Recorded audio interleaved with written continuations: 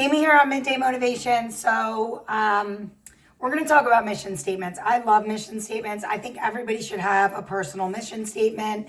We did an episode on writing a mission statement and keeping it somewhere that you could see it, whether it was in your daily planner or on your lock screen, or maybe it's on your laptop, maybe it's on your wall, where every time you walk in and out of a certain room, you see it. But we talked about writing a personal mission statement and to, keep it somewhere where you can see it. I do believe in mission statements. I think that it's a really good part of your foundation. It's a strong part of your foundation, right?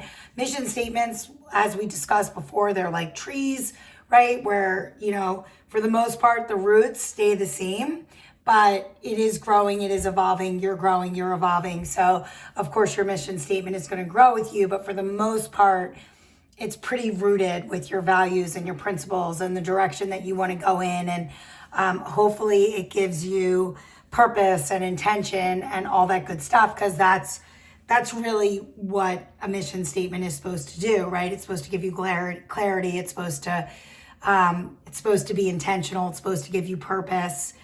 It's supposed to ground you. So I'm hoping that you still have your mission statements. If you don't have a mission statement, I highly recommend that you write a personal mission statement. I swear by mine. I look at it every day, and it just kind of reinstates why I do what I do, and I like that. So today we're going to kind of take that a step further, because yes, I want you living your mission statement, and I want you to constantly see it, look at it, reread it, whatever, right? Revise it, whatever you need to do. But I want to take it like a step further, and I want you to start to use it as a decision filter, if you will. And what I mean by that is I want you to use it when you have to make difficult decisions, right? When emotions run high, when you feel like you're under pressure, when fear takes over. I want you to kind of reflect and think about your mission statement, and that makes it more operational, right? And it helps you, say to yourself, should I say yes to this or should I say no to this?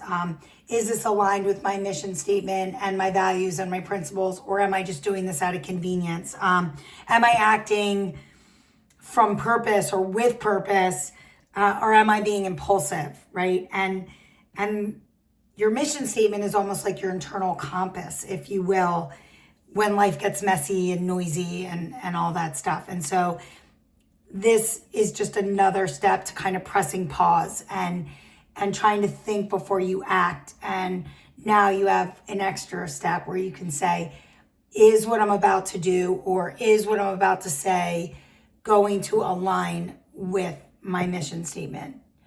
And I think that's a really important thing, because if you think about it, your mission statement is almost like a living agreement with yourself. And you already know, for the most part, how you want to handle things and the ways that you want to handle things and do things, because you already have a mission statement written, right? And a lot of that ties into identity, right? Like some people say that mission statements are very outcome based. I don't. And that could be, right? Like I agree, most people write a mission statement because they want to be successful, they want to build wealth, they want recognition, all that good stuff. But I also think it's tied up with your identity, right? Like, will I act with integrity even if it's going to cost me, or even when it's going to cost me? Will I choose that right decision? Will I choose growth over comfort, right? Like, will I get out of my comfort zone and step into that courage zone? Or am I just going to be complacent and satisfied?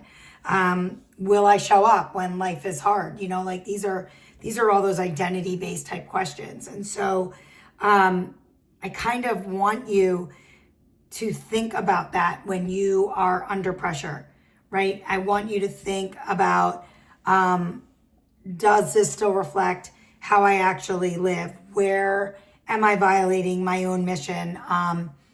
What decision recently pulled me away from my mission statement, right? Again, this is a living agreement with yourself. And so you need to start using it as such, right?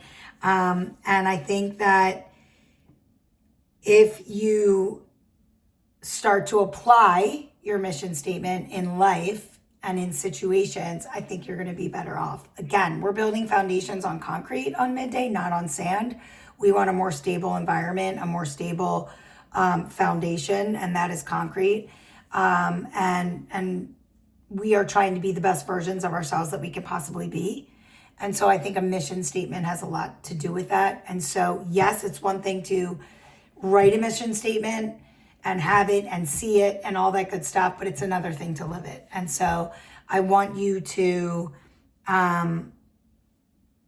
think about that before you make decisions, before you act impulsively, before you say no to something that's going to stretch you or get you out of your comfort zone. I want you to think about your mission statement and actually the things that you really want to accomplish and the things that are near and dear to you, because that's the whole purpose of it.